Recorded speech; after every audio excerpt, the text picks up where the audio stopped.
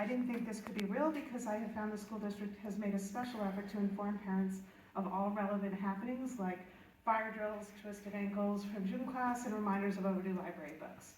I sat down to read the policy, and it appears what I thought was hype is in fact true.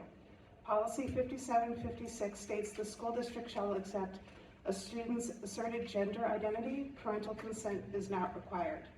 There is no affirmative duty for any school district staff member to notify a student parent of the student's gender identity or expression.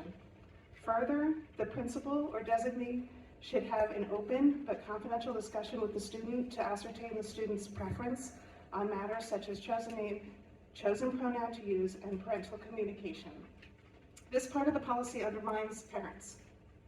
The teachers and the school staff could sit down in a conference room during an IEP meeting and lie to the parent by referring to the child as their given name, while in class all year, the teacher will call the child by their requested name. A parent can leave an IEP meeting not having any idea their child has a secret, and everyone in that room knew it but the parent. The teachers and the staff might be asked to lie simply because the student requests it. At a certain age, I believe the age of 14, a child can sit in on an IEP meeting and very well could witness teachers and administrators lying to their parent. Have you considered you just taught children how to lie effectively? How to get adults to craft a plan and create a second record?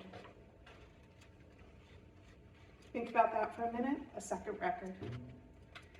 I believe a child's success depends on the student, their teachers, and the staff who support them, as well as their parents. It's a partnership.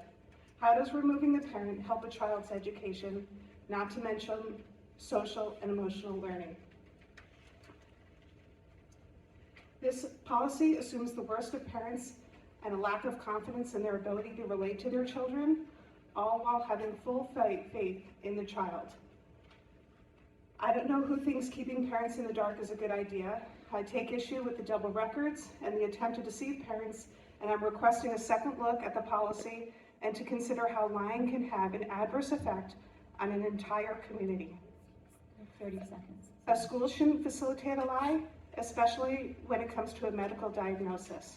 If we, the adults in the room, teach students how to lie, are we setting them up for success? This school district will send graduates on to become police officers, lawyers, judges, doctors, journalists, bankers, and I think this board needs to consider the behavior modeled for kids are in fact arming them with the knowledge of how to lie and get away with it. Please consider the part of policy 5756 where a school can lie about a student to the parents and maintain a double record for the student. As I understand it, we need to adopt a transgender policy, but not necessarily word for word the policy the state suggested. Ms. Wilson, that's your time, so if you could wrap up really quickly.